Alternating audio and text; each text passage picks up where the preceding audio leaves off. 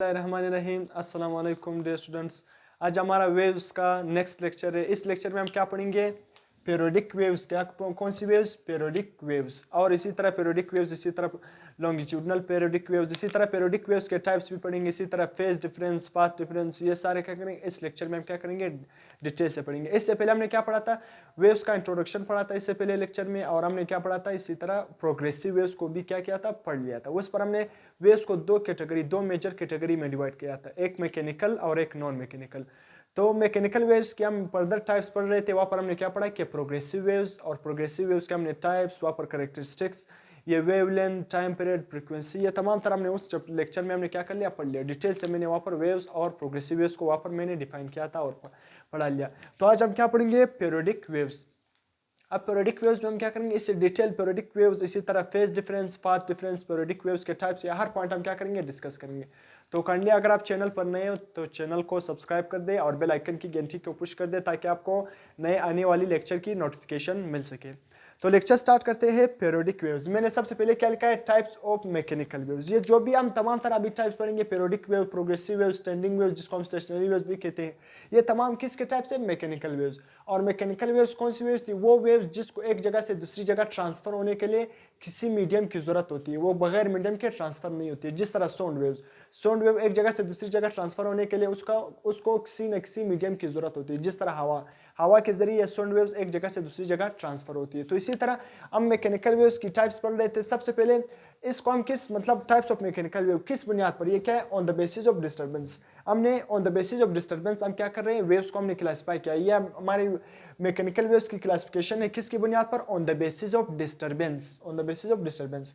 तो on the basis of disturbance हमने इसमें दो कैटेगरी आती है, एक प्रोग्रेसिव और एक पीरियोडिक वेव्स। प्रोग्रेसिव को हमने पढ़ लिया और आज हम क्या पढ़ने वाले हैं? Periodic waves. अब मैं यहाँ पर पहले ये डेफिनेशन आपको यहाँ पर जो लिखा है मैं उसको आपको पढ़ के बताता हूँ, फिर मैं पीरियोडिक वेव्स को डिटेल से आपको बताऊंगा कि disturbance in a medium repeat after fix interval. Periodic waves में निकाल क्या है कि disturbance in a medium repeat after fix time interval. अब पीरियोडिक वेव वो वेव जो एक फिक्स टाइम, एक रेगुलर टाइम ऑफ इंटरवल के बाद क्या हो जाए? रिपीट हो जाए। पीरियोडिक वेव्स वो वेव्स है जो एक फिक्स या एक रेगुलर इंटरवल ऑफ टाइम के बाद क्या हो जाए? रिपीट हो जाए। इसको हम क्या नाम देते हैं? Periodic waves. किस तरह पीरियोडिक वेव्स? अगर लेट्स सपोज आप पानी क्या है? पानी एक मीडियम में आप किसी भी चीज से वहां पर डिस्टर्बेंस क्रिएट करते हो। लेट्स सपोज आपने लकड़ी उठा लिया, वहां पर उस पानी में क्या करते हो? बार बार लकड़ी मार रहे हो, बार बार आप क्या करते हो? वहां पर लकड़ी को क्या कर रहे हैं?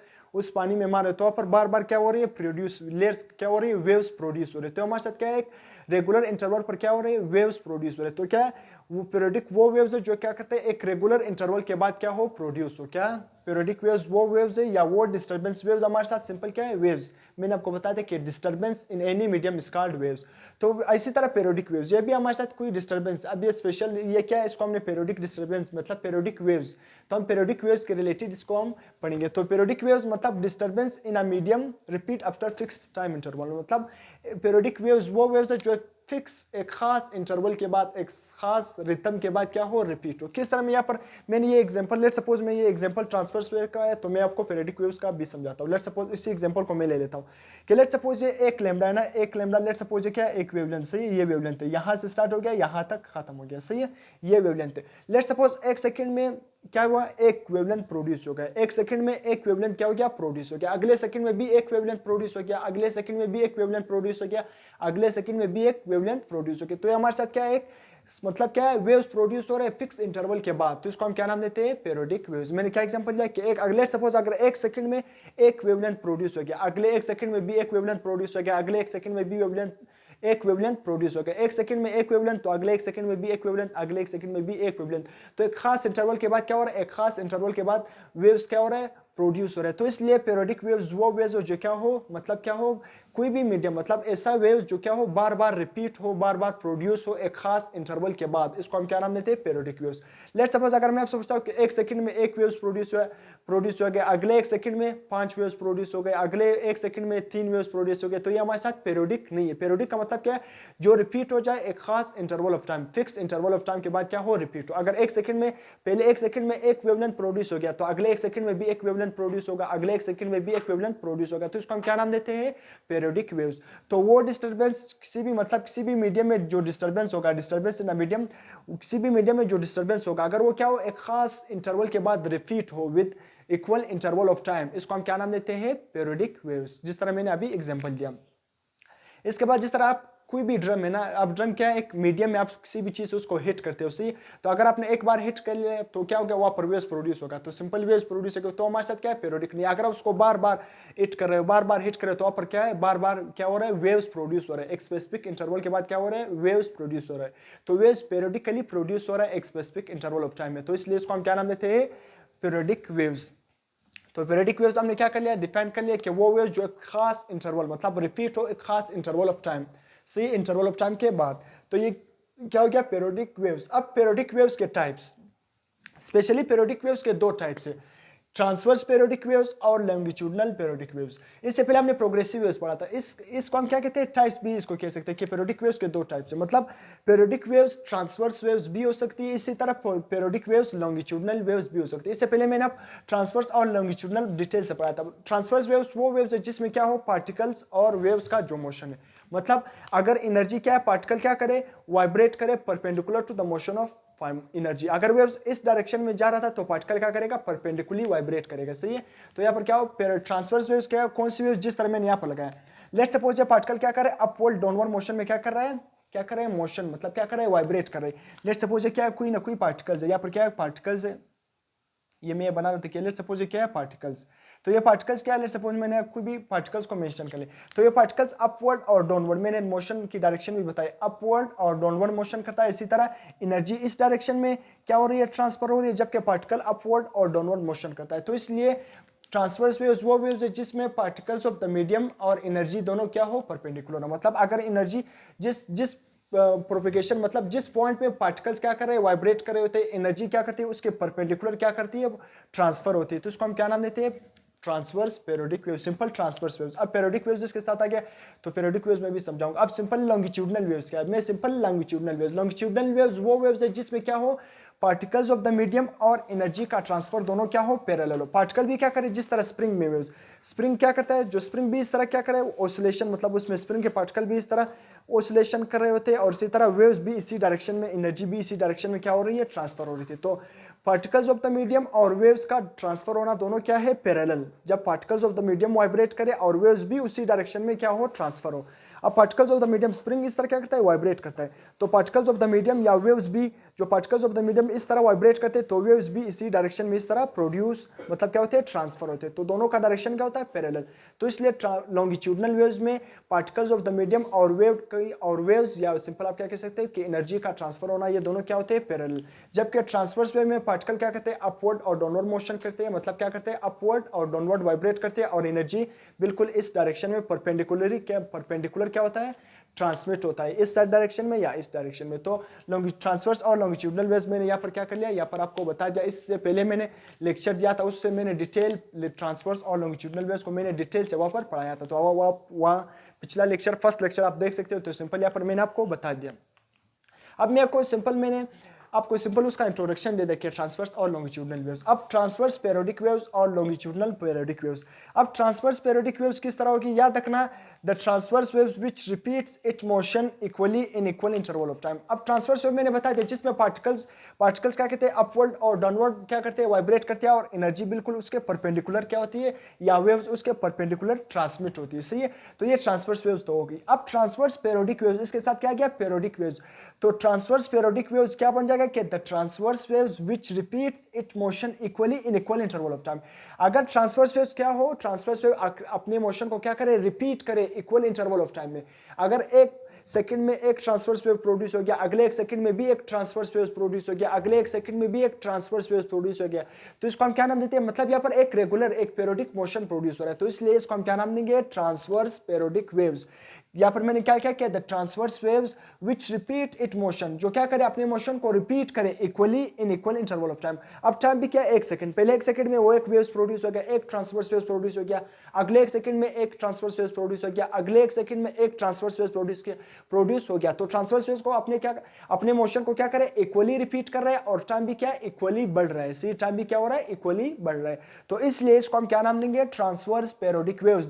The transverse wave which repeats its motion equally in equal interval of time। तो ये हमारे साथ क्या हो गया, ट्रांसवर्स पेरियोडिक वेव्स। अब यहाँ पर मैंने ये मोशन लिखा है कि सिंपल, मैंने आपको अभी बता दिया कि ट्रांसवर्स वेव्स क्या है। ट्रांसवर्स वेव जिसमें पार्टिकल ऑफ द मीडियम क्या करते हैं, अपवर्ड और डाउनवर्ड क्या करते हैं, वाइब्रेट करते हैं, और एनर्जी या क्या कह सकते हो, वेव्स क्या करते हैं, उसके परपेंडिकुलर ट्रांसमिट होती है, वेव्स उसके परपेंडिकुलर। जिस तरह यहाँ पर मैंने लिखा है कि ये पार्टिकल्स ऑफ द मीडियम क्या करते हैं, अपवर्ड और डाउनवर्ड मोशन करते हैं, वाइब्रेट करते हैं, और एनर्जी इस डायरेक्शन में बिल्कुल उसके पैरेलल, उसके परपेंडिकुलर। ट्रांसवर्स वेव नहीं, ये ट्रांसवर्स वेव अपवर्ड और डाउनवर्ड क्या करते हैं, उसके पार्टिकल्स वाइब्रेट करते हैं, और एनर्जी या वेव्स आप कह सकते हैं वो बिल्कुल उसके परपेंडिकुलर क्या होती है, ट्रांसमिट होती है, इस डायरेक्शन में या इस डायरेक्शन में। सही है। तो यहाँ पर पेरियोडिक वेव्स मैंने आपको ट्रांसवर्स पेरियोडिक वेव्स समझा दिया कि वो ट्रांसवर्स वेव्स जो अपने आप को एक खास इंटरवल ऑफ टाइम, अपने मोशन को एक खास इंटरवल ऑफ टाइम के बाद रिपीट करे, उसको हम ट्रांसवर्स पेरियोडिक वेव्स। जिस तरह यहाँ पर लेट्स सपोज एक लैम्डा 1 सेकंड में प्रोड्यूस हो गया, अगले 1 सेकंड में भी एक लैम्डा प्रोड्यूस हो, मतलब एक वेव 1 सेकंड में एक वेव, एक ट्रांसवर्स वेव प्रोड्यूस हो गया, अगले 1 सेकंड में भी एक ट्रांसवर्स वेव प्रोड्यूस हो जाए, अगले 1 सेकंड में भी एक ट्रांसवर्स वेव प्रोड्यूस हो जाए। यहाँ पर मैंने आइडिया नहीं लिखा है, तो आप खुद भी लिख सकते हो। तो इसलिए हर सेकंड में एक ट्रांसवर्स वेव प्रोड्यूस हो रहा है। यहाँ पर मोशन भी इक्वली और टाइम भी इक्वली क्या हो रहा है, रिपीट हो रहा है। तो इसलिए इसको हम क्या नाम देंगे, ट्रांसवर्स पेरियोडिक वेव्स। अब यहाँ पर वेव स्पीड, अब वेव स्पीड सिंपल क्या है, याद रखना, वेव स्पीड क्या कहते हैं, जो डिस्टेंस ट्रेवल किया है आपने टाइम के रिस्पेक्ट, जो टोटल डिस्टेंस आप कह सकते हो, जो डिस्टेंस आपने ट्रेवल किया है विद रिस्पेक्ट टू टाइम, उसको हम क्या नाम देंगे, वेव स्पीड। उसको हम क्या नाम देंगे, वेव स्पीड। तो जो डिस्टेंस आपने ट्रेवल किया है विद रिस्पेक्ट टू टाइम, उसको हम क्या नाम देते हैं, वेव का स्पीड। अब सिंपल डिस्टेंस ट्रेवल, हम वेव में किस तरह डिस्टेंस ट्रेवल करते हैं, हम लेमडा की फॉर्म में डिस्टेंस को ट्रेवल करते हैं। तो यहाँ पर डिस्टेंस ट्रेवल की जगह मैंने क्या लिख लिया, लेमडा। इसी तरह टाइम की जगह मैंने क्या लिख लिया, टी। तो इस तरह वेव स्पीड का क्या फार्मूला आ गया कि वेव स्पीड किसके इक्वल है, लेमडा डिवाइडेड बाय टाइम। तो ये पहला इक्वेशन, ये वेव स्पीड का पहला इक्वेशन। इस इक्वेशन को मैं जब ये तमाम जो ये longitudinal periodic waves, phase difference, path difference, जब मैं ये पढ़ाऊंगा तो मैं लास्ट में इस इक्वेशन को मजीद डिटेल से पढ़ाऊंगा, इस इक्वेशन को मैं मजीद एलोबरेट करूंगा। अभी मैंने सिंपल इसको यहाँ पर डिफाइन किया, बेसिक मैंने इसका यहाँ पर लिखा है, तो आपने इस बेसिक को याद रखना है। आगे मैं इसको डिटेल से भी आपको क्या करूंगा, एलोबरेट करूंगा इसी लेक्चर में। तो पहला फार्मूला क्या गया, wave speed is equal to lambda divided by time, wave length divided by time. अब मैंने आपको पहले इससे पहले लेक्चर में मैंने आपको बताया था कि फ्रीक्वेंसी क्या है, फ्रीक्वेंसी और टाइम दोनों के दरमियान कौन सा रिलेशन है, इनवर्स रिलेशन है। तो 1 और t किसके इक्वल होता है, फ्रीक्वेंसी। तो यहाँ पर मैं सिंपल क्या है, 1 और t, तो इसको मैं इस तरह भी लिख सकता हूँ, 1 डिवाइडेड बाई टी। सही है। तो 1 आगे ऊपर अगर आप 1 लिखो या नहीं लिखो तो कुछ फर्क नहीं होता है। सही, लेमडा डिवाइडेड बाई टी। तो इसलिए मैं 1 और t की जगह क्या लिखूंगा, फ्रीक्वेंसी। तो 1 और t किसके इक्वल होता है, फ्रीक्वेंसी। तो मैंने सिंपल क्या किया, लेमडा को उसी तरह लिख लिया। तो यहाँ पर 1 divided by T, see simple t divide में आ रहा है ना, तो इसलिए 1 डिवाइडेड बाई टी किसके इक्वल होता है, f। तो मैंने 1 डिवाइडेड बाई टी की जगह क्या लिख लिया, f। तो speed, wave speed is equal to f lambda. तो ये सेकंड फार्मूला है, ये formula in term of wavelength और ये formula in term of frequency. तो अगर आपको फ्रीक्वेंसी गिवन था, वेवलेंथ गिवन था और आपसे स्पीड पूछ रहा था ना, वेव का स्पीड, तो फिर ये फार्मूला यूज करो। अगर आपको वेवलेंथ गिवन था, टाइम गिवन था और आपसे वेव का स्पीड पूछे तो फिर ये फार्मूला यूज करो। तो ये formula in term of wavelength, ये formula in term of frequency, wave की स्पीड को मालूम करने के लिए। अब सिंपल क्या है, longitudinal periodic waves, longitudinal periodic waves. अब हमने पेरियोडिक वेव्स का पहला टाइप पढ़ लिया, ट्रांसवर्स पेरियोडिक वेव्स। अब सेकंड टाइप हम पढ़ ले, longitudinal periodic waves. Longitudinal wave simple क्या है कि वेव्स जिसमें पार्टिकल्स ऑफ द मीडियम क्या करे, पार्टिकल्स ऑफ द मीडियम जिस डायरेक्शन में क्या करते हैं, वाइब्रेट करते हैं, और उसी डायरेक्शन में ही क्या हो, एनर्जी क्या हो, प्रोपिगेट हो, एनर्जी क्या हो, प्रोपिगेट। जिस तरह स्प्रिंग, इस तरह वो अपने स्प्रिंग, जो स्प्रिंग में पार्टिकल्स होते हैं या स्प्रिंग जब इस तरह वाइब्रेट करते हैं ना, तो एनर्जी भी इसी डायरेक्शन में क्या होती है, एनर्जी भी इसी डायरेक्शन में क्या होती है, ट्रांसमिट होती है, प्रोपिगेट होती है। मतलब वेव जो पार्टिकल्स ऑफ द मीडियम और एनर्जी का ट्रांसमिट, ये दोनों क्या होते हैं, पैरेलल होते हैं। तो इसको हम क्या नाम देते हैं, लॉन्गिट्यूडनल वेव्स। इससे पहले मैंने आपको लॉन्गिट्यूडनल ट्रांसवर्स वेव्स को डिटेल से पढ़ाया था इससे पहले लेक्चर में। अगर आपने वो लेक्चर देखे तो यहाँ पर लॉन्गिट्यूडनल ट्रांसवर्स वेव्स में आपको कोई भी कंफ्यूजन नहीं होगी। तो इसलिए यहाँ पर मैं सिंपल आपको बता रहा हूँ, आपको मैं रिमाइंड कर रहा हूँ सही, ताकि आपको याद हो। तो सिंपल लॉन्गिट्यूडनल पेरियोडिक वेव्स, अगर लॉन्गिट्यूडनल वेव्स अपने मोशन को क्या करे, रिपीट करे एक regular interval of time. Longitudinal waves अपने मोशन को रिपीट करे एक रेगुलर इंटरवल ऑफ टाइम, तो उस वेव्स को हम क्या नाम देंगे, लॉन्गिट्यूडनल पीरियोडिक वेव्स। सही है। अगर ट्रांसवर्स वेव्स ने क्या किया, मैं आपको यहाँ पर ये पीरियोडिक वेव्स क्या कर रहा हूँ, इसके साथ ट्रांसवर्स के साथ लिख रहा हूँ, इसी तरह लॉन्गिट्यूडनल के साथ भी पीरियोडिक लिख रहा हूँ। क्यों लिख रहा हूँ, अगर ट्रांसवर्स वेव्स अपने आप को क्या करे, अपने मोशन को क्या करे, रिपीट करे रेगुलर इंटरवल ऑफ टाइम के बाद, ट्रांसवर्स वेव्स, तो उसको हम क्या नाम देंगे, ट्रांसवर्स पीरियोडिक वेव्स। अगर लॉन्गिट्यूडनल वेव्स अपने मोशन को क्या करे, रिपीट करे रेगुलर इंटरवल ऑफ टाइम के बाद, तो इसको हम क्या नाम देंगे, लॉन्गिट्यूडनल पीरियोडिक वेव्स। तो मैंने क्या लिखा है, longitudinal waves produce the longitudinal waves produce which repeat its motion equally in equal interval of time। अगर एक सेकंड में एक longitudinal waves प्रोड्यूस हो गया, अगले एक सेकंड में भी एक longitudinal waves प्रोड्यूस होगा, अगले एक सेकंड में भी एक longitudinal waves प्रोड्यूस होगी, तो लॉन्गिट्यूडनल वेव्स क्या कर रहा है, अपने मोशन को रिपीट कर रहा है रेगुलर इंटरवल ऑफ टाइम के बाद, तो इसको हम क्या नाम देंगे, longitudinal periodic waves. Simple longitudinal waves कौन सी वेव्स होती है, जो जिसमें पार्टिकल्स ऑफ द मीडियम और एनर्जी प्रोपगेशन दोनों क्या होती है, एनर्जी ट्रांसफर दोनों क्या होती है, पैरेलल होती है, तो इसको हम क्या नाम देंगे, लॉन्गिट्यूडनल वेव्स। अगर लॉन्गिट्यूडनल वेव्स क्या थी, लॉन्गिट्यूडनल वेव्स अपने मोशन को रिपीट कर रही थी रेगुलर इंटरवल ऑफ टाइम के बाद, तो उसको हम सिंपल लॉन्गिट्यूडनल पीरियोडिक वेव्स। अगर ट्रांसवर्स वेव्स अपने मोशन को रिपीट कर रहे थे एक रेगुलर इंटरवल ऑफ टाइम के बाद, तो उसको हम क्या नाम देंगे, ट्रांसवर्स पीरियोडिक वेव्स। तो यहाँ पर मैंने लॉन्गिट्यूडनल वेव्स सिंपल लिखा है। लॉन्गिट्यूडनल वेव्स किसकी फॉर्म में ट्रांसमिट होती है, कंप्रेशन और रेयरफेक्शन। लॉन्गिट्यूडनल वेव्स किसकी फॉर्म में ट्रांसमिट होती है, कंप्रेशन और रेयरफेक्शन। जिस तरह आप स्प्रिंग को इस तरह कंप्रेस, मतलब क्या करते हो, इसको क्या कहते हैं, इस तरह खींचते हो ना, जब उस तरह खींचते हो तो वहाँ पर स्प्रिंग नहीं है, स्प्रिंग एक दूसरे से क्या हो जाता है, तो स्प्रिंग के जो रिंग्स है वो क्या है, एक दूसरे से दूर जाते हैं।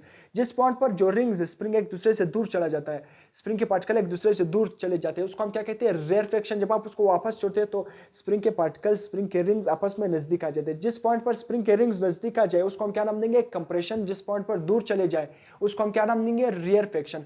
तो इसलिए लॉन्गिट्यूडनल वेव्स कंप्रेशन और रेयरफेक्शन की फॉर्म में ट्रांसमिट होती है, जबकि ट्रांसवर्स वेव्स क्रस्ट और ट्रफ की फॉर्म में ट्रेवल होती है, यानी ये हाईएस्ट पॉइंट बिलो द, ये हमारे साथ क्या होता है, मीन लेवल, और ये क्या है, मीन लेवल, और ये हमारे साथ क्या होता है, एक्सट्रीम लेवल। ये सारे क्या है, मीन लेवल, ये क्या है, ये भी मीन लेवल है, ये भी मीन लेवल है, और ये क्या है हमारे साथ, एक्सट्रीम लेवल। तो ये मीन लेवल से अबव ये क्या है हमारे साथ, सारा ये एरिया हमारे साथ क्या होता है, क्रस्ट, और ये नीचे वाले एरिया को हम क्या नाम देंगे, ट्रफ। ये क्रस्ट ट्रफ मैंने इससे पहले लेक्चर में आपको पढ़ाए थे, अगर आपने वो नहीं देखा है तो उसको भी देख ले। तो इसलिए इस मीन लेवल से ये अबव, इस तमाम पॉइंट को हम क्या नाम देंगे, क्रस्ट, और ये भी हमारे साथ मीन लेवल है। इस मीन लेवल से जो नीचे वाला पोर्शन है, इस पोर्शन को हम क्या नाम देंगे, ट्रफ। तो ट्रांसवर्स पीरियोडिक वेव्स क्रस्ट और ट्रफ की फॉर्म में ट्रांसमिट होती है, क्रस्ट और ट्रफ की फॉर्म में ट्रेवल होती है, प्रोड्यूस होती है या ट्रेवल होती है। तो इसी तरह लॉन्गिट्यूडनल वेव्स कंप्रेशन, इस पॉइंट को हम क्या नाम देंगे, कंप्रेशन, जिस पर पार्टिकल बहुत ही नजदीक है, इसको कंप्रेशन, इसको हम क्या नाम देंगे, रियर फ्रैक्शन, इसको कंप्रेशन, इसको रियर फ्रैक्शन। तो कंप्रेशन और रियर फ्रैक्शन की फॉर्म में लॉन्गिट्यूडनल वेव ट्रांसमिट होती है। अब मैंने क्या लिखा है, इसके बाद एक इंपॉर्टेंट कंसेप्ट आ रहा है, path difference and phase difference, derivation and relation. Path difference हमारे साथ क्या है, इसी तरह फेज डिफरेंस क्या है, इनका डेरिवेशन क्या है, और इन दोनों के दरमियान रिलेशन क्या है, तो इसको मैं डिटेल से पढ़ाऊंगा। यहाँ पर मैंने तारीफ लिखी, इसके बाद मैं in phase point, out phase point ये भी बताऊंगा। इसी तरह इस डेरिवेशन, इस जो फार्मूला मैंने वेव स्पीड, इसको मैं आगे भी क्या करूंगा और भी एक्सप्लेन करूंगा, इसके इंपॉर्टेंस पॉइंट भी आपको लिखवाऊंगा। तो यहाँ पर मैंने क्या लिखा है कि पाथ डिफरेंस या फेज डिफरेंस, इसका डेरिवेशन और रिलेशन। पहले इसमें जो मैंने यहाँ पर ये डायग्राम, ये वेव, एक वेव बनाया ना, जो वेव बनाया ना, इसको मैं अभी फिलहाल के लिए क्या करता हूँ, छोड़ लेता हूँ। मैं पहले फेज डिफरेंस और पाथ डिफरेंस आपको समझा लेता हूँ।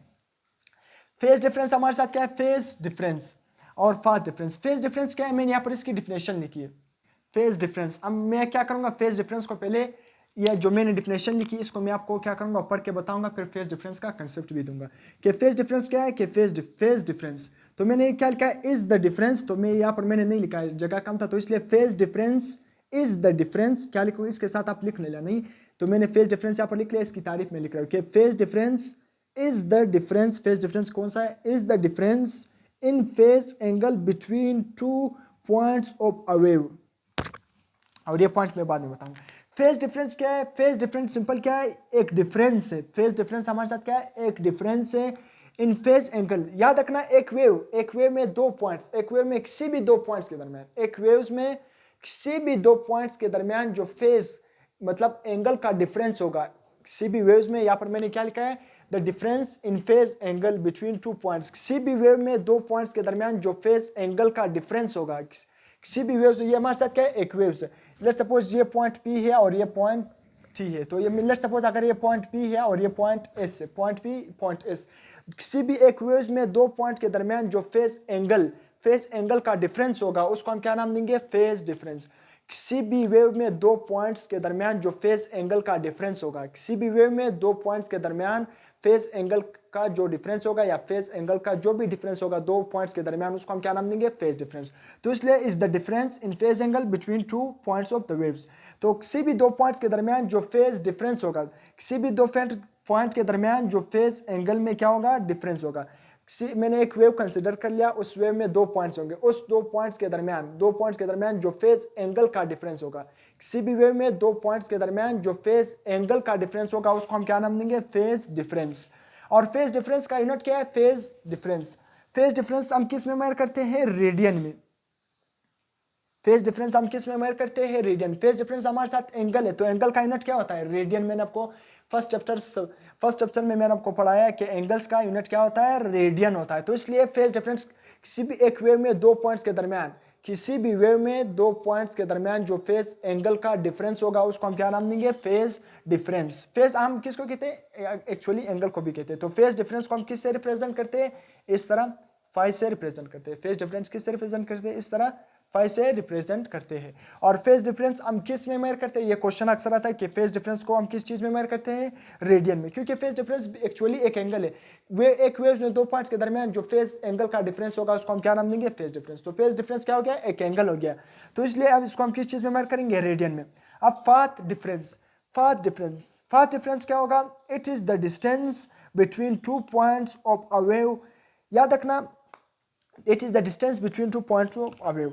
मैंने एक वेव कंसिडर कर लिया, इसी तरह मैंने ये वेव कंसिडर किया, ये ओ पॉइंट और एस पॉइंट, कोई भी दो पॉइंट आप कंसिडर करते हो। मैंने एक वेव, किसी भी एक वेव में जो दो पॉइंट के दरमियान पाथ का डिफरेंस होगा, क्या था, पाथ का डिफरेंस मतलब क्या हो, पाथ का मतलब क्या है, the distance between two points of a wave, क्या होगा, difference, it is the distance between two point of a waves. अब मैं क्या करूंगा, मैं पाथ डिफरेंस क्या है कि किसी भी दो पॉइंट्स के दरमियान, एक वेव मैंने कंसिडर किया, वहां पर दो पॉइंट के दरमियान जो डिस्टेंस होगा, दो पॉइंट के दरमियान जो डिस्टेंस होगा, उस डिस्टेंस को हम क्या नाम देंगे, पाथ डिफरेंस। तो पाथ डिफरेंस क्या हो गया, it is the distance between two point of a wave. याद रखना, किसी भी दो पॉइंट के दरमियान जो डिस्टेंस होगा, एक वेव मैंने कंसिडर किया, तो मैंने एक वेव कंसिडर किया, वहां पर दो पॉइंट्स, किसी भी दो पॉइंट्स के दरमियान जो डिस्टेंस होगा, उस डिस्टेंस को हम क्या नाम देंगे, path difference. Path difference simple क्या हो गया कि किसी भी वेव में दो पॉइंट्स के दरमियान जो डिस्टेंस होगा, उस डिस्टेंस को हम क्या नाम देंगे, पाथ डिफरेंस। तो it is the distance between two points of a wave. इसको हम किस चीज में मेजर करते हैं, याद रखना, पाथ डिफरेंस को हम किस चीज में मेजर करते हैं, वेवलेंथ में मेजर करते हैं और मीटर में मेजर करते हैं। पाथ डिफरेंस को हम किस चीज में मेजर करते हैं, वेवलेंथ में मेजर करते हैं और मीटर। वेवलेंथ का यूनिट भी क्या है, मीटर। तो इसलिए पाथ डिफरेंस को हम वेवलेंथ लिखो या मीटर लिखो, सिंपल क्या है, वेवलेंथ का यूनिट भी क्या है, मीटर है। तो इसलिए इसका यूनिट क्या बन गया, मीटर या वेवलेंथ। अब मैंने यहाँ पर लिखा है कि O to S, मैंने क्या लिखा है, मैं path difference O to S क्या है, यहाँ पर मैंने लिखा है कि O से लेकर, यहाँ पर एक O से स्टार्ट हो गया, इस पॉइंट से स्टार्ट हो गया, O से आता गया इस S पॉइंट तक पहुंच गया। O से लेकर S पॉइंट तक ये कंप्लीट किसके इक्वल है, मैंने यहाँ पर लिखा भी है, दरमियान में क्या लिखा है, लेमडा, यहाँ पर भी लेमडा है। तो O से लेकर S तक ये कंप्लीट किसके इक्वल होता है, लेमडा के इक्वल होता है। याद रखना, O से लेकर S तक ये कंप्लीट किसके इक्वल होता है, लेमडा के इक्वल होता है। अगर मैं क्या करूँ, दूसरा पॉइंट O to S, इसी तरह मैंने O to S लिखा है। O to S किसके इक्वल होता है, 2 पाई और 360। तो अगर मैं let's suppose O to S क्या करूंगा, इसका पाथ डिफरेंस देखूंगा, इसका पाथ डिफरेंस किसके इक्वल होगा, लेमडा। O से लेकर S तक मैंने एक वेवलेंथ ले लिया, वहां पर मैंने क्या किया, वहां पर मैं पाथ डिफरेंस देख रहा हूँ, एक पॉइंट O है, एक पॉइंट S है, एक पॉइंट O है, एक पॉइंट S है। तो मैंने एक वेवलेंथ में दो पॉइंट के दरमियान, किसी भी दो पॉइंट के दरमियान जो डिस्टेंस होगा उसको हम क्या नाम देंगे, पाथ डिफरेंस। तो O पॉइंट और S पॉइंट के दरमियान जो पाथ डिफरेंस है वो किसके इक्वल होता है, लेमडा के इक्वल होता है। ये टोटल लेंथ किसके इक्वल होता है, लेमडा। इसी तरह O to S, अगर मैं लेट्स सपोज किसी भी दो पॉइंट के दरमियान फेज एंगल देखूं, क्या देखूं, एक वेवलेंथ में दो पॉइंट के दरमियान फेज एंगल देखूं, फेज एंगल का डिफरेंस देखूं, तो वो किसके इक्वल होगा, फेज डिफरेंस। तो यहाँ पर O लेट्स सपोज एक वेवलेंथ है ना, यहाँ पर हमारे साथ पॉइंट O है और पॉइंट S। अगर मैं देखूं पॉइंट O और पॉइंट S में फेज डिफरेंस या फेज एंगल कितना होगा, फेज एंगल।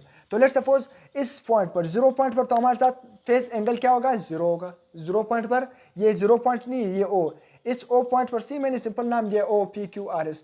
तो इस O पॉइंट पर याद रखना, इस O पॉइंट पर फेज एंगल क्या होगा, 0 डिग्री। इस अगर ये ऐसा ऐसा क्या इस हाईएस्ट पॉइंट पर इस मीन लेवल पर, इसको हम क्या नाम देते हैं, इस जो O पॉइंट है इस पॉइंट को हम मीन लेवल भी नाम देते हैं या इक्विलिब्रियम लेवल। और जब P पॉइंट हमारे साथ क्या है, एक्सट्रीम लेवल। जब ये क्या गया, ये वेवलेंथ यहाँ पर एनर्जी पहुंच गई एक्सट्रीम लेवल पर, तो इस एक्सट्रीम लेवल पर हमारे साथ एंगल क्या बनेगा, 90 डिग्री। 90 डिग्री, यहाँ पर फेज एंगल क्या बन गया, 90। जब इस फिर से इस मीन लेवल पर आएगा या इक्विलिब्रियम लेवल पर, यहाँ पर एंगल क्या बन जाएगा, 90 में क्या हो जाएगा, 90 + 90, यहाँ पर क्या होगा, 180 डिग्री। जब इस Q पॉइंट से फिर यहाँ पर आ जाएगा, फिर से एक्सट्रीम लेवल पर नेगेटिव में एक्सट्रीम होगा, तो यहाँ पर एक्सट्रीम लेवल पर आ गया, यहाँ पर फिर एंगल फेज एंगल क्या होगा, 270। याद रखना यहाँ पर क्या होगा, 270 डिग्री। जब इस R से फिर S पर आएगा, फिर मीन लेवल पर आ गया, तो मीन लेवल पर यहाँ पर क्या होगा, 360 डिग्री। इस पॉइंट पर क्या होगा, फेस एंगल 360, 0, 90, 180, 270, यहाँ पर 360। इसको आप रेडियन में भी चेंज कर सकते हो। सही, इस डिग्री को रेडियन में चेंज करना, ये मैंने तीसरे चैप्टर में आपको पढ़ाया था कि डिग्री से रेडियन में हम किस तरह जाते हैं। तो इसलिए 0, 90, 180, 270 और 360। इससे पहले मैंने आपको बताया था तीसरे चैप्टर में कि याद रखना 360 किसके इक्वल होता है, 2 पाई। क्यों, क्योंकि मैंने आपको बताया था जब एक कंप्लीट सर्कल, कोई भी ऑब्जेक्ट एक कंप्लीट सर्कल में क्या करता है, रोटेट करता है, तो एक कंप्लीट सर्कल किसके इक्वल होता है, 2 पाई। कंप्लीट सर्कल किसके इक्वल होता है, 2 पाई। और कंप्लीट सर्कल में जो टोटल एंगल होगा, लेट सपोज कंप्लीट सर्कल में, इस सर्कल को सी बना रहा हूँ, कंप्लीट सर्कल में जो टोटल एंगल होगा, सम ऑफ एंगल, वो किसके इक्वल होता है, 90। लेट सपोज उसने मोशन यहाँ से स्टार्ट किया, ये क्या होगा, 90, ये कोना भी 90, यहाँ पर फिर यहाँ पर आ जाएगा, ये भी 90 और ये फिर आ जाएगा 90। तो 90, 90, 90, 90 किसका होगा, 360। तो एक कंप्लीट सर्कल की बात करोगे तो एक कंप्लीट सर्कल 360 डिग्री। अगर आप सिंपल उसको फाई में कन्वर्ट कर, फाई की फॉर्म में लिखोगे तो कंप्लीट सर्कल किसके इक्वल होगा, 2 पाई या 360 आप लिख सकते हो। तो यहाँ पर मैंने लिख लिया कि O to S किसके इक्वल होता है, 360 डिग्री, कंप्लीट 360 डिग्री के इक्वल है। तो याद रखना 360 डिग्री किसके इक्वल होता है, 2 पाई। तो मैं लिख सकता हूँ 2 पाई या 360।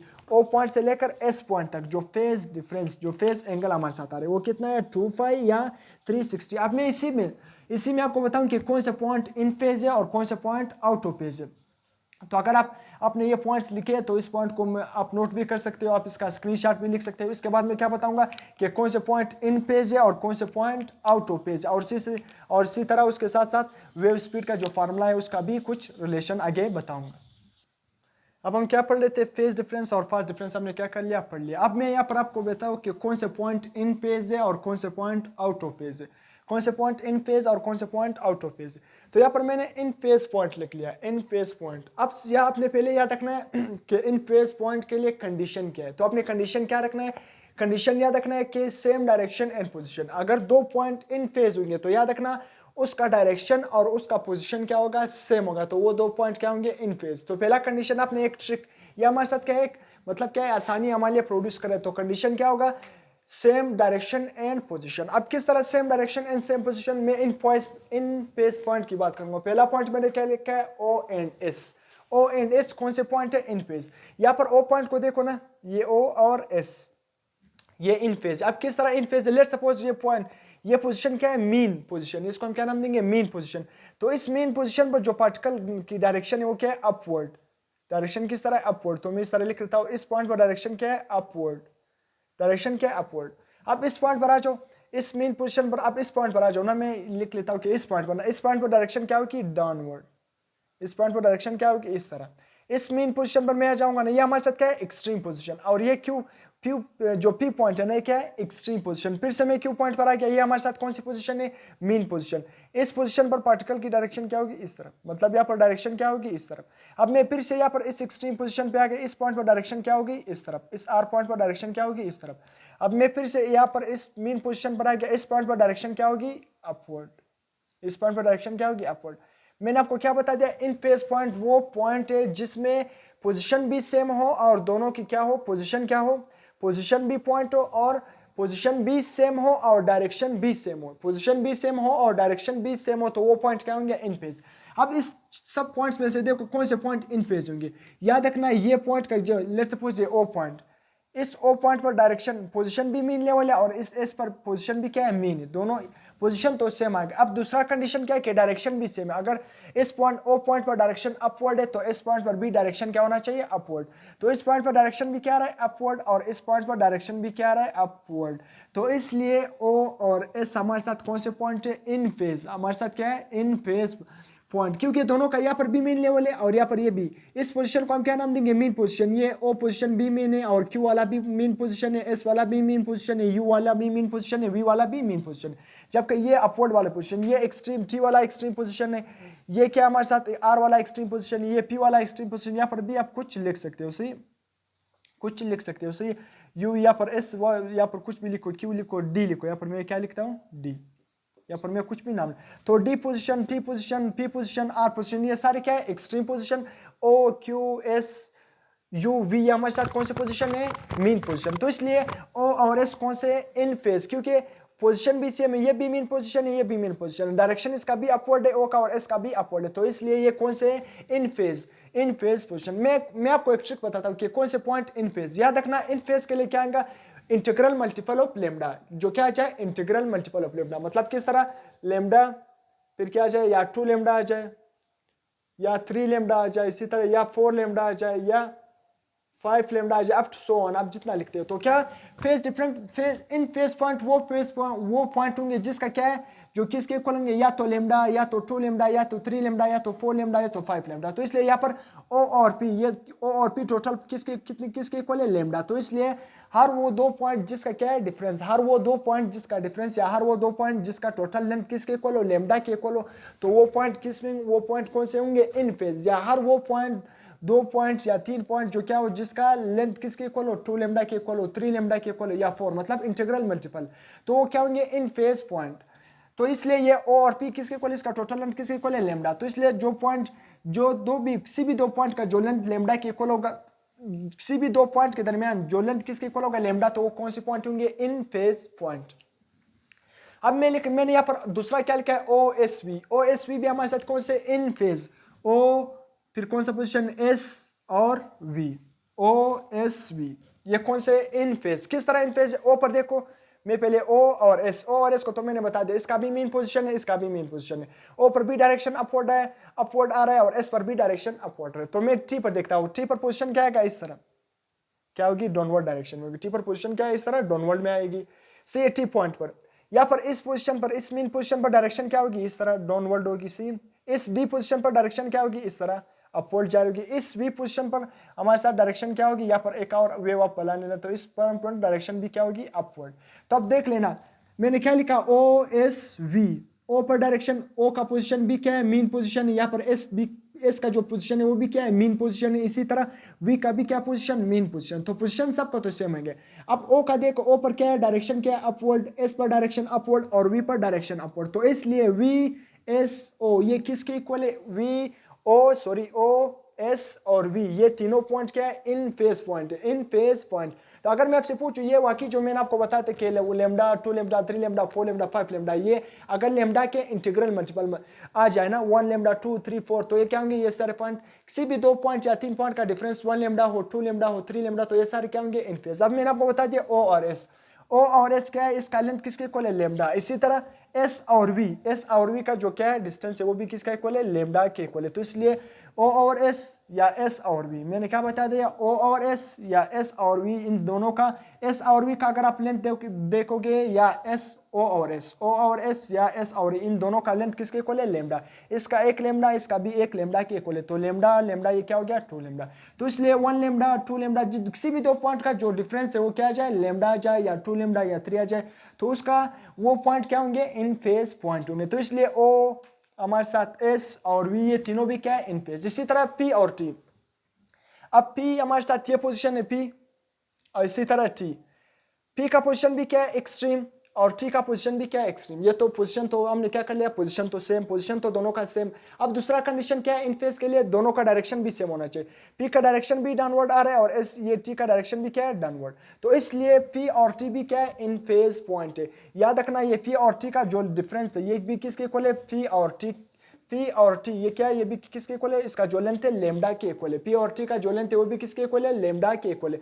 पी और टी का जो लेंथ है वो किसके इक्वल है, लेमडा। मैंने आपको लेमडा क्या है, सिंपल ये लेमडा, इसको हम वेवलेंथ कहते हैं। मैंने क्या बताया कि किसी भी दो क्रस्ट के दरमियान डिस्टेंस या किसी भी दो ट्रफ के दरमियान डिस्टेंस, उसको हम क्या नाम देते हैं, वेवलेंथ, जिसको हम किससे रिप्रेजेंट करते हैं, लेमडा। तो ये हमारे साथ क्या है, दो क्रस्ट आके, ये क्या है, दो ट्रफ है, जो नीचे वाले मीन पोजीशन से नीचे होते हैं उसको हम ट्रफ का नाम देते, किसका नाम देते हैं, ट्रफ का। और मीन पोजीशन से अपवर्ड इसको हम क्या नाम देते हैं, क्रस्ट का नाम देते हैं। तो इसलिए ये भी क्या है, इन फेज। इसी तरह क्यू और यू, क्यू कहां पर है, ये क्यू पॉइंट और यू, क्यू का पोजीशन भी मीन है और यू का पोजीशन भी क्या है, मीन है। दोनों का पोजीशन मीन है। क्यू का डायरेक्शन क्या है, नीचे। इसी तरह यू का डायरेक्शन भी क्या है, नीचे। तो दोनों का पोजीशन भी सेम है और पोजीशन भी सेम है और डायरेक्शन भी क्या है, दोनों का सेम है, अपवर्ड। तो इसलिए क्यू और यू भी क्या है, इन फेज। अगर आप देखोगे क्यू और यू का जो टोटल लेंथ, देखो लेंथ किसके इक्वल है, एक लेमडा। मैंने आपको पहले ही बता दिया, वो दो पॉइंट जिसका लेंथ किसके इक्वल है, चाहे एक लेमडा के इक्वल हो, तो उसको हम क्या नाम देंगे, वो पॉइंट क्या होंगे, इन फेज। या सिंपल क्या कह सकते हो कि जिसका टोटल एंगल क्या हो 360, फेज एंगल क्या आ रहा हो 360। तो मैंने आपको बता दिया कि लेट सपोज अगर मैं क्या देखता हूँ, मैंने क्या बताया, क्यू और यू यहाँ पर क्या है, लेट सपोज यहाँ से स्टार्ट करो, ये भी मैंने यहाँ से स्टार्ट किया। तो यहाँ पर क्या होगा, यहाँ पर 180 और यहाँ पर क्या 180, 270, 360, यहाँ पर आप खुद स्टार्ट कर सकते हो। लेट सपोज मैं यहाँ से स्टार्ट करता हूँ, लेट सपोज क्या करता हूँ, यहाँ से स्टार्ट करता हूँ। यहाँ पर क्या हो गया, मैंने यहाँ पर ये कंप्लीट में इस वे को कंसिडर नहीं कर लेता हूँ। यहाँ पर क्या होगा, यहाँ पर 090, यहाँ पर क्या होगा 270, यहाँ पर क्या होगा, यहाँ पर 090, 180, 270 और 360। ये पूरा कंप्लीट वेव किसके इक्वल है, 360। तो इसलिए जिसका फेज एंगल 360 आ रहा है सिंपल, वो भी क्या है, इन फेज। तो मैंने ये तमाम इन फेज पॉइंट बता लिए। अब आउट ऑफ फेज पॉइंट के लिए कंडीशन क्या है, पोजीशन तो सेम होना चाहिए मगर उसका डायरेक्शन क्या हो, अपोजिट। वो पॉइंट जिसका पोजीशन सेम हो मगर डायरेक्शन क्या हो, अपोजिट हो, तो क्या होंगे, आउट ऑफ फेज होंगे। उसका जो फेज एंगल क्या आ रहा होगा, 180 आ रहा होगा। आउट ऑफ फेज एंगल क्या आ रहा होगा, 180 डिग्री आ रहा होगा। तो यहाँ पर मैंने लिखा है ओ और Q. Out of phase point कौन से, ओ और क्यू, पी आर, आर और टी। ओ और क्यू हमारे साथ क्या है, ओ और क्यू।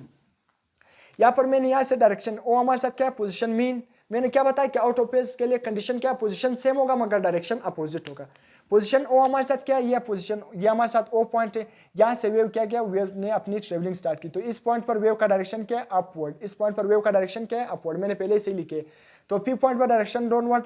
इसी तरह क्यू पॉइंट पर डायरेक्शन क्या होगा, क्यू पॉइंट पर डायरेक्शन क्या होगा, डाउनवर्ड। ओ और पी, ओ पॉइंट और पी पॉइंट, ओ पर डायरेक्शन, ओ का पोजीशन भी क्या है, मीन लेवल है और क्यू का पोजीशन भी क्या है, मीन है। ओ का पोजीशन और क्यू का पोजीशन दोनों क्या है, पोजीशन तो दोनों का सेम है मगर ओ पर डायरेक्शन क्या है, अपवर्ड, क्यू पर डायरेक्शन क्या है, डाउनवर्ड। तो ये हमारे साथ सेटिस्फाई हो रहा है। तो इसलिए ओ और क्यू दोनों क्या है, आउट ऑफ फेज है। इसी तरह पी और आर, मैंने आपको पहले ही बताया क्या आउट ऑफ फेज वो होंगे जिसका फेज एंगल क्या रहा है, 180। यहाँ पर 090, 180, तो इसका जो टोटल फेज एंगल क्या है, 180 भी आ रहा है। तो सिंपल 180 अगर फेज एंगल आ रहा होगा तो वो क्या होंगे, वो पॉइंट आउट ऑफ फेज।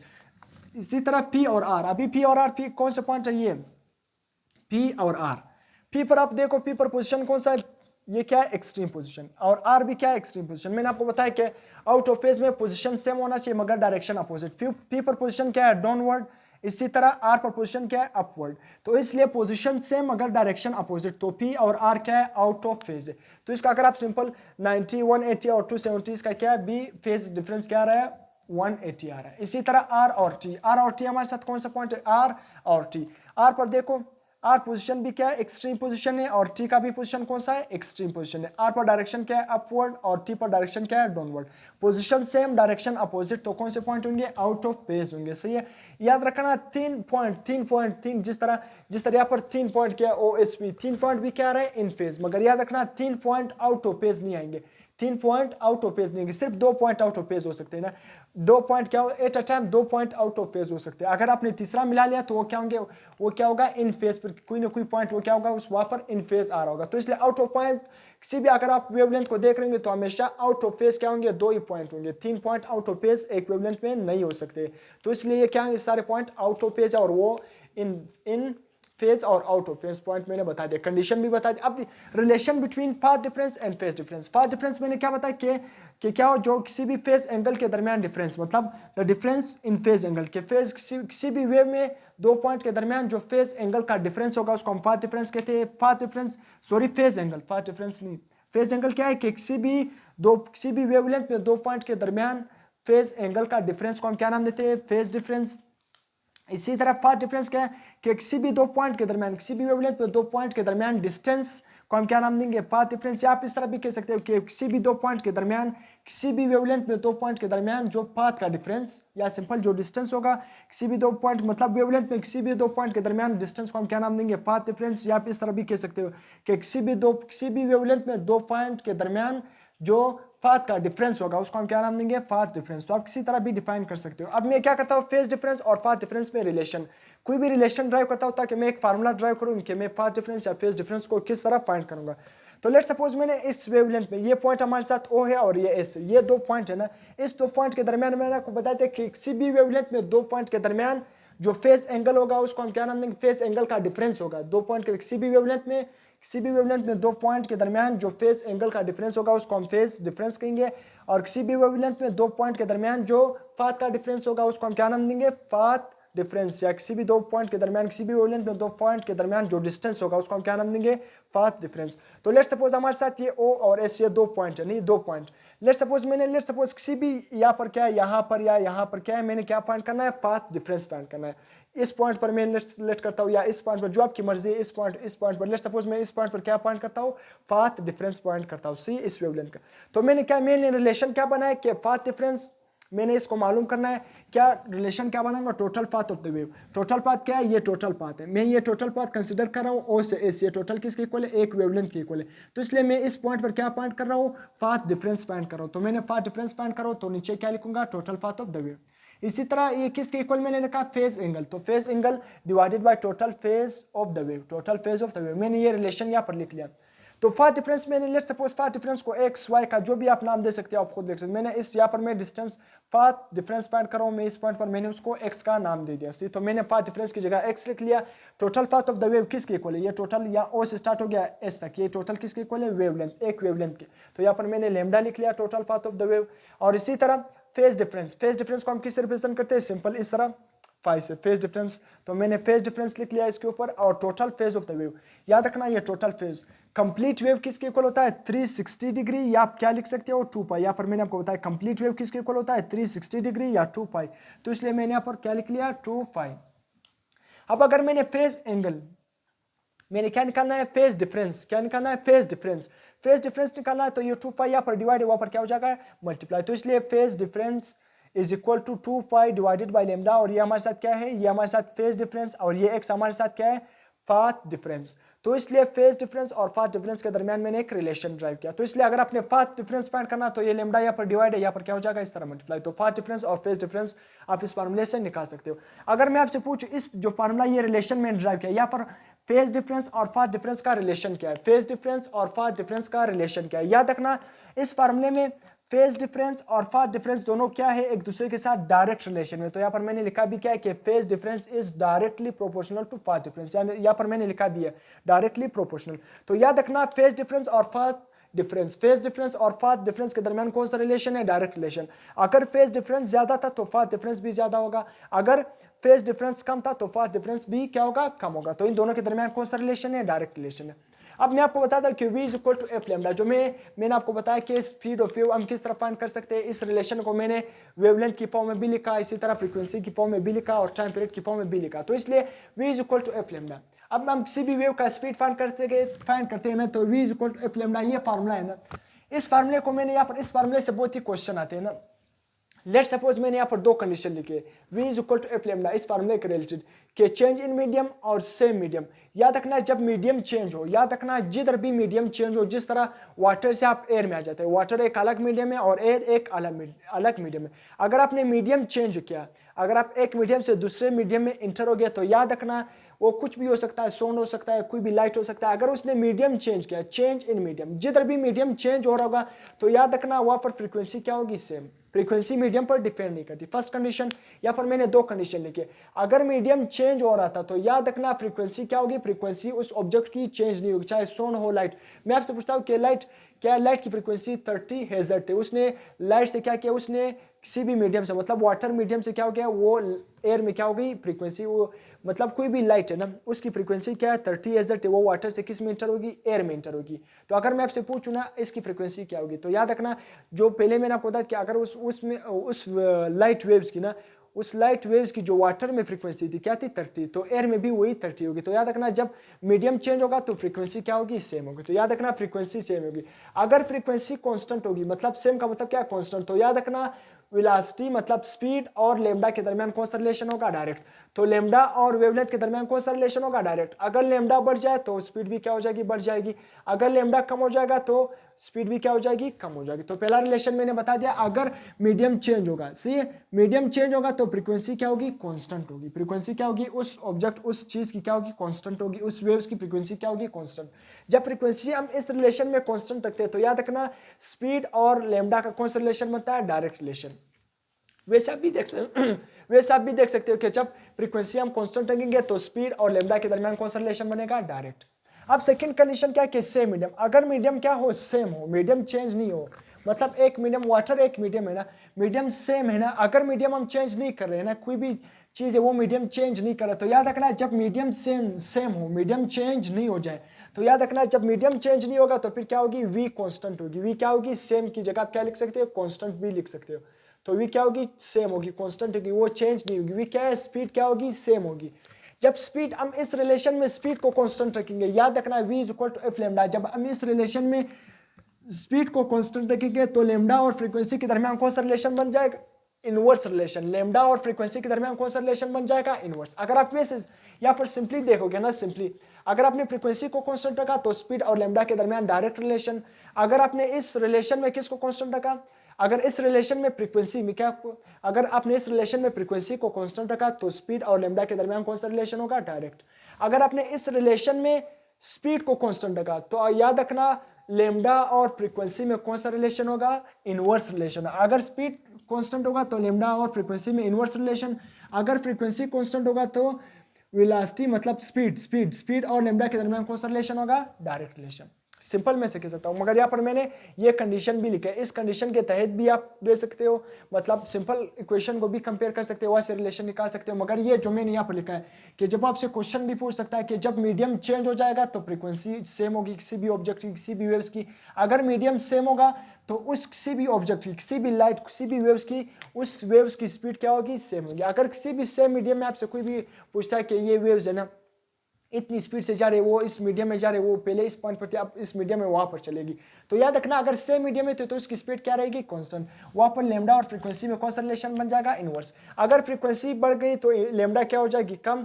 अगर लेमडा बढ़ जाएगी तो फ्रीक्वेंसी क्या हो जाएगी, कम। इसको हम इनवर्स रिलेशन कहते हैं। तो यहाँ पर मैंने कंडीशन निकाली, लेट्स सपोज लाइट और साउंड, लाइट और साउंड एक वेव्स है। अब मैं इस कंडीशन को अप्लाई करता हूँ कि चेंज इन मीडियम और मीडियम जब सेम रहे। तो जब मीडियम सेम रहे वो आपको तो कंडीशन में बताया कि जब मीडियम चेंज ना हो तो वहां पर स्पीड क्या रहेगी, कांस्टेंट। लेमडा और फ्रीक्वेंसी में इनवर्स रिलेशन होगा। जब यहाँ पर मीडियम चेंज होगा तो यहाँ पर मैंने लिखा है लाइट और साउंड वेव। याद रखना जब साउंड वेव किस मीडियम में दाखिल हो जाएंगे, डेंसर मीडियम में। जब मीडियम चेंज होगा, लेट्स सपोज पहले मैं कहता हूँ कि साउंड वेव किस में मौजूद है, हवा में मौजूद है, या साउंड वेव किस में मौजूद है, एयर में मौजूद है। वो एयर से किस में इंटर हो गए, वाटर। एयर हमारे साथ क्या है, इतना डेंसर मीडियम नहीं है जितना क्या है वाटर, क्या है डेंसर मीडियम। जब वो किस से इंटर हो गए, एयर से वाटर में इंटर हो गए ना, एयर से जब वाटर में इंटर हो जाएंगे ना साउंड वेव, जब क्या होंगे, डेंसर का मतलब क्या है, बाहरी मीडियम। जब एयर से वाटर में इंटर हो जाएंगे साउंड वेव, डेंसर मीडियम में इंटर हो जाएंगे, तो उसका याद रखना फ्रीक्वेंसी, स्पीड और लेमडा क्या हो जाएंगे, दोनों इंक्रीज हो जाएंगे। स्पीड और लेमडा दोनों क्या हो जाएंगे, इंक्रीज हो जाएंगे। इसी तरह जब लाइट क्या करे, लाइट क्या हो जाए, डेंसर मीडियम में इंटर हो जाए। लाइट क्या करे, डेंसर मतलब अपना मीडियम चेंज करे। डेंसर मीडियम का पहले क्या हो, वो रेड मीडियम में मौजूद है। जिस तरह क्या है, पहले किस में मौजूद था, हवा में मौजूद था। लाइट किस में मौजूद थी, हवा में मौजूद थी। लाइट किस से इंटर होगी, हवा से। हवा हमारे साथ एक रेयर मीडियम है, सही है। हवा से किस में इंटर होगी, हवा से पानी में इंटर होगी। तो पानी क्या है, एक डेंस, उसकी डेंसिटी ज्यादा है, एक डेंसर मीडियम है। तो जब लाइट क्या करे, डेंसर मीडियम में इंटर हो जाएगा तो लाइट की वेलोसिटी और जो स्पीड और लेमडा, स्पीड और वेवलेंथ दोनों क्या होंगी, डिक्रीज होंगी। जो लाइट की जो स्पीड है और वेवलेंथ ये दोनों क्या हो जाएंगे, डिक्रीज हो जाएंगे। तो यहाँ पर ये आपने याद रखना है, मगर याद रखना उसकी फ्रीक्वेंसी क्या रहेगी, कांस्टेंट। इन दोनों कंडीशन में फ्रीक्वेंसी क्या रहेगी, कांस्टेंट। क्योंकि जब साउंड की क्यों वेलोसिटी और लैम्डा, साउंड की क्यों स्पीड और लैम्डा क्यों इंक्रीज होगी, जब साउंड डेंसर मीडियम में इंटर हो जाएगा। याद रखना जब डेंसर मीडियम में इंटर हो जाता है, क्योंकि डेंसर मीडियम की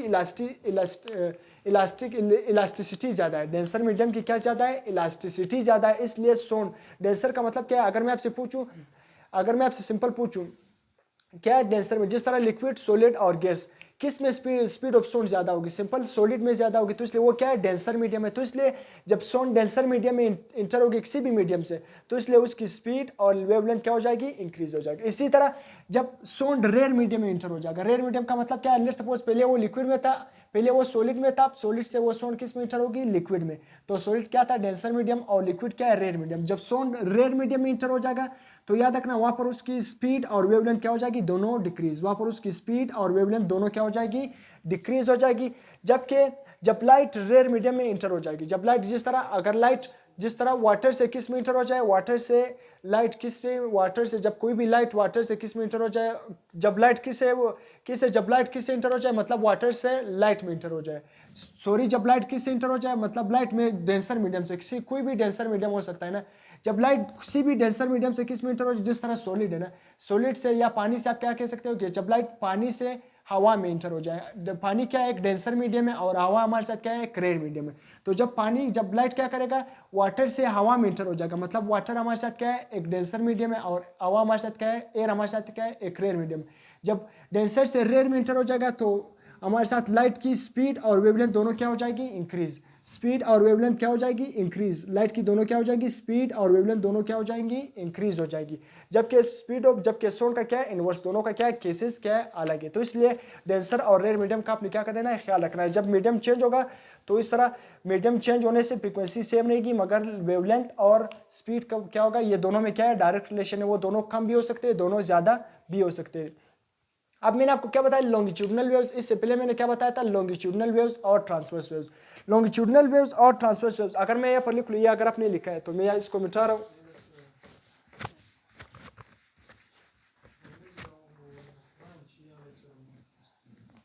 अब लॉन्गिट्यूडनल वेव्स में यहाँ पर क्या, लॉन्गिट्यूडनल वेव्स किस मतलब कहाँ पर, किस चीज़ में ट्रांसफर होगी, और ट्रांसवर्स वेव्स किस चीज़ में ट्रांसफर होगी। लॉन्गिट्यूडनल वेव, ट्रांसवर्स वेव्स,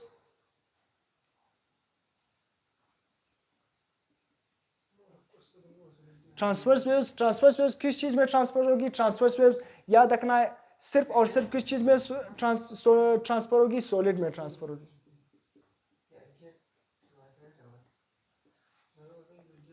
सही है, ट्रांसवर्स वेव्स किस में, सिर्फ और सिर्फ सॉलिड में ट्रांसफर होगी, क्योंकि बाकी ये लिक्विड, याद रखना लिक्विड में ट्रांसवर्स वेव, लिक्विड सेकंड क्या है, लिक्विड और गैस में क्या होंगे, गैसेस में क्या होंगे, ये ट्रांसफर नहीं होंगे। तो ट्रांसफर वेव्स याद रखना ये सिर्फ और सिर्फ किस में ट्रांसफर होंगे, किस और किस, मतलब सिर्फ सॉलिड में ही प्रोड्यूस होंगे। ट्रांसफर वेव्स सिर्फ सॉलिड में क्या होंगे, ट्रांसफर होंगे, प्रोड्यूस होंगे। ये गैसेस और लिक्विड में क्या होंगे, प्रोड्यूस नहीं होंगे। क्यों लिक्विड और गैसेस में प्रोड्यूस नहीं होते, क्योंकि सॉलिड का क्या है, इलास्टिसिटी क्या है, ज्यादा है। सॉलिड का क्या है, इलास्टिसिटी ज्यादा है, या सिंपल आप क्या कह सकते हो, डेंसिटी ज्यादा है। तो इसलिए ट्रांसवर्स वेव सिर्फ इसमें प्रोड्यूस हो सकती है, जबकि लिक्विड और गैसेस का इलास्टिसिटी या सिंपल डेंसिटी क्या है, कम है। तो इसलिए इन दोनों में ट्रांसवर्स वेव प्रोड्यूस नहीं होगी। इसके बाद लॉन्गिट्यूडनल वेव किस में प्रोड्यूस होगी, simple longitudinal waves. Longitudinal waves किस में प्रोड्यूस होगी, याद रखना लॉन्गिट्यूडनल वेव्स ये तीनों में, सॉलिड में भी प्रोड्यूस होगी, सॉलिड में भी प्रोड्यूस होगी, इसी तरह गैसेस में भी प्रोड्यूस होगी, और लिक्विड में भी प्रोड्यूस होगी। इन तीनों में क्या होगी, प्रोड्यूस होगी। तो solid, liquid, gases, longitudinal wave solid में भी प्रोड्यूस होगी, गैसेस में भी प्रोड्यूस होगी, और लिक्विड में भी प्रोड्यूस होगी। जबकि ट्रांसवर्स वेव सिर्फ और सिर्फ सॉलिड में प्रोड्यूस होगी, क्योंकि सॉलिड की इलास्टिसिटी ज़्यादा है, सिर्फ इसलिए ट्रांसवर्स वेव इसमें प्रोड्यूस होती है।